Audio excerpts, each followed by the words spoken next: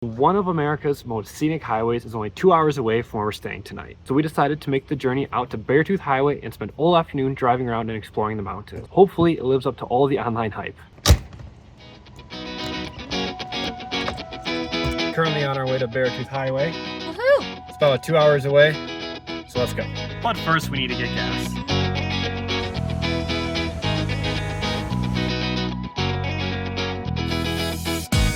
We are officially in Red Lodge, which means now there's pretty much no civilization between here and Beartooth Highway. We are on our way. About 65 more miles we get to Cook City, which is the end of it. Woo! We are on our way to Beartooth Highway, almost there. And on our way, we figured we would share with you some of the fun facts we just learned about Montana. This is what we do when we drive to pass time. So one of the things we just learned is it had the greatest temperature difference ever recorded at 103-degree temperature difference that happened in the course of 24 hours. That one was pretty spectacular. Yeah, it also has snowed on every single calendar day in the year at some point. And it had the largest snowflake ever recorded at 15 inches, which I would really have loved to see. Montana is the 4th largest state in the country, actually. Fun fact. And only the 48th as far as population per capita. So very few people live here. In fact, they have, I think it was 52 counties, something like that, and 42 of those counties are considered frontier counties, which means they have less than 6 people per square mile, I believe it was. Yeah.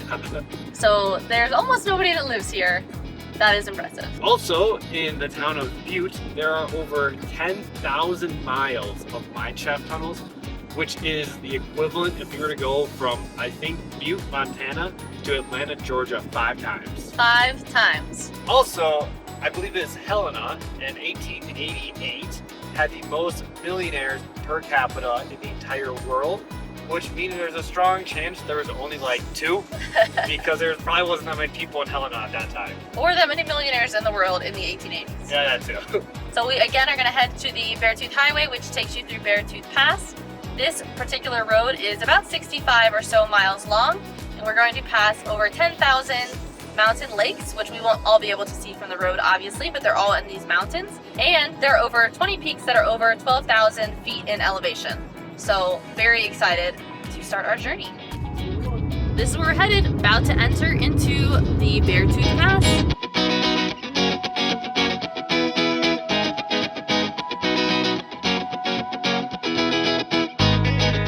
We just made it to Rock Creek Vista Point Outlook, which is supposedly like the outlook to go look at. And there's a little hiking trail, and Haley just told me. Apparently this is the only spot along the path to have toilets other than at Top of the World, which we'll head to later. And also apparently there are aggressive chipmunks here that we're not supposed to feed. So hopefully we don't get attacked. Also, there's people in like jeans and winter jackets, and we didn't really plan ahead. So we have shorts and a t-shirt today. Woohoo!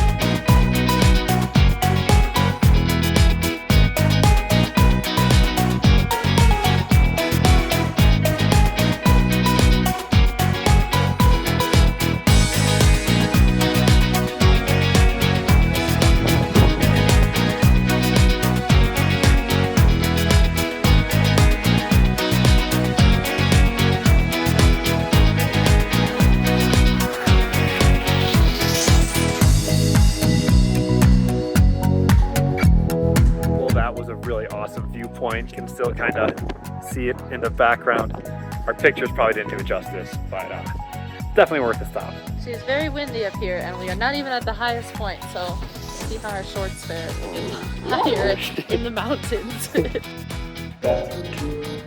Pretty much just a box with a good toilet. We just left Rock Creek, I think it was called, Scenic Overlook, and now we are headed to the Quad Creek Scenic Overlook. There's a lot on this path, so I may not always know the names, but they're going to be in about 2 miles, so pretty quick jaunt before our next one.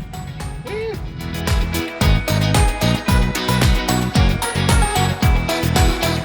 We have already managed to get lost on basically one road. Haley was like, let's turn down that road. It could be fun. And look where we are. This is not an off-roading vehicle, okay?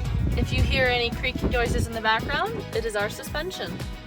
It is not pleased. If you look to your right in a little bit, you'll see Montana's biggest pothole.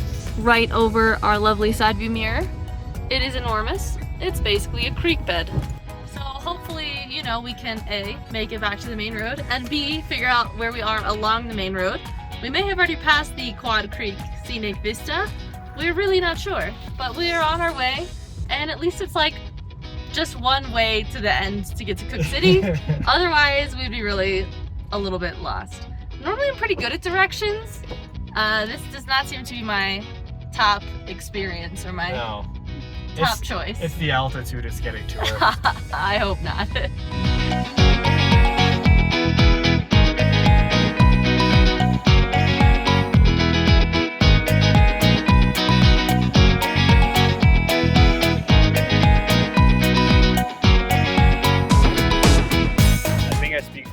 Here when I say I think I could jump and make it to that lake. Okay, we figured out where we are. We did in fact already pass the Quad Spring Scenic Outlook. Turns out there's basically no signage on this road, which is fine. So apparently if you see one of those little like plaques giving you information, that's the overlook. Pull off, there'll be something there to see. So we figured this out because we were driving along, we saw a plaque and we pulled over, and it turns out we were at the Twin Lakes area, which was gorgeous. So very stunning. Apparently you can hike there. No idea how, because we saw not a single hiking trail, but I guess it's an option.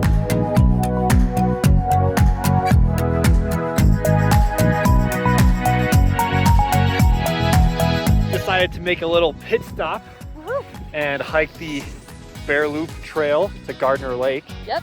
It's like 1.6 miles. Whenever we started this journey in Red Lodge, it was about 80 some odd degrees, and it is now 48. So, with some good wind, but that's what we're hiking. So, hopefully it's worth it.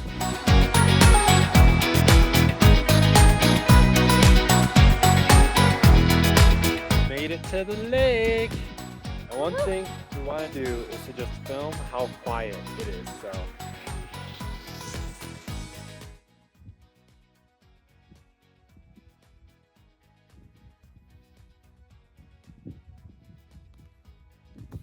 There's not any birds or traffic or anything, so it's really crazy because we're not even that far off the road. But it's stunning. Very nice.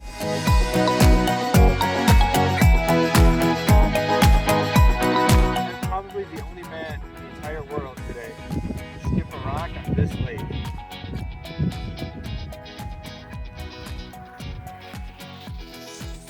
As badly as we wanted to sit here for a couple hours, unfortunately we still have probably an hour of driving until we get to one end. I think we gotta go all the way back, so we kind of gotta get moving. Well, now it's time to hike back up, and we gotta go all the way up there.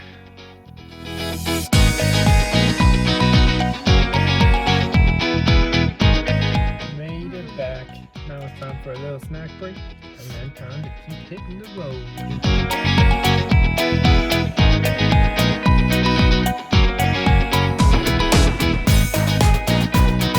We have officially made it to the highest point on the whole road, which is Beartooth Pass. This is 10,947 feet above sea level. So we're gonna go out and get a good 360 view.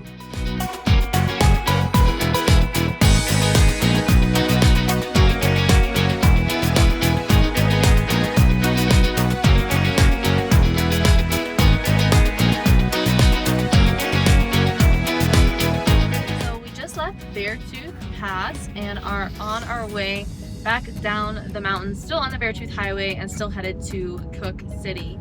It's getting a little bit later, so we decided that we're gonna go stop at Top of the World, which is basically the only place to stop along the path that's on a vista. It's a gas station and a grocery store, and I think you can also camp there. So we're gonna stop at that. Other than that, we're gonna head to Cook City, not make any other stops along the way, and then do some more stops on our way back if we still have some time for those. Turns out the most scenic drive in America takes up a lot of time with scenic views. We still have like 15 minutes and 30 some odd miles to get to the end of it.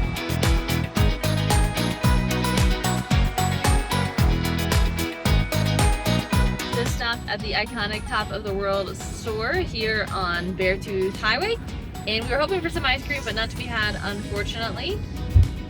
So we are on our way and headed towards Cook City.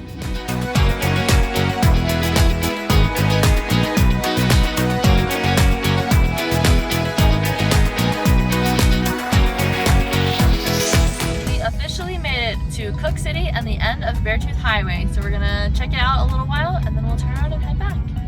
Stopped at the trading post and got our postcard and sticker. Also saw a really unique museum full of oddly taxidermied animals that wasn't the best, but We don't really mind the taxidermy part. It was more like their eyes were like way too close together, so it wasn't the best. they just looked off. But hey, you know what? It's Cook City, so I guess it flies. Found ourselves some ice cream. Woo! You definitely had to pay for it, but you know what? Sometimes it's worth it. We finished the ice cream and are back on the road. We are hoping to stop at Crazy Creek Falls on our way. It's getting kind of dark and definitely chilly, so we decided actually to skip Crazy Creek Falls this time around. And we are going to head to the Lake Creek Falls because it's a much shorter trip out to that waterfall, and we will see you there. We are headed to Lake Creek Falls, which is just behind me. And one of the main features about this particular fall is that there's a bridge in front of it you can walk across. And it's one of the original 5 bridges on Beartooth Highway. So they've since built a much newer one that actually fits regular cars. But before the marvels of that engineering, this was the bridge. So this is kind of a little known spot because there's absolutely no signs for it.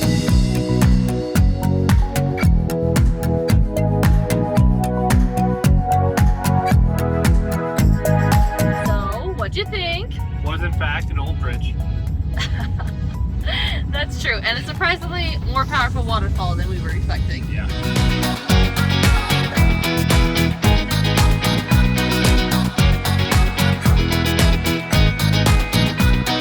Just went to the pilot and index lookout point, and now we're going to the Beartooth Fire Tower, I believe.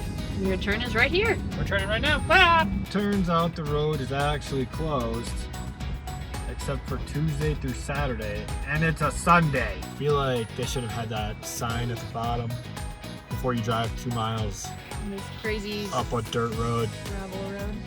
But now we know for next time that we drive this road for some reason, that now if it's a Tuesday through Saturday, you can do it. Right now we're just stopped outside of Beartooth Falls. I'm gonna try and get some pictures with a good camera. And we just drove over a bridge, which was pretty cool. Don't remember the name of it. The bridge is like 400 or so feet, and it's supposed to be this engineering marvel in the area because they built it alongside the mountain. Ah, yeah, that's what it was. So, yeah, pretty cool. Back on the road again, headed back to our campsite. It is getting kind of dark, kind of late, so we're gonna try and get back before it gets too dark and too late. And we're getting kind of tired because that's what 5 hours of driving and the mountains will do to you. So, There's also that.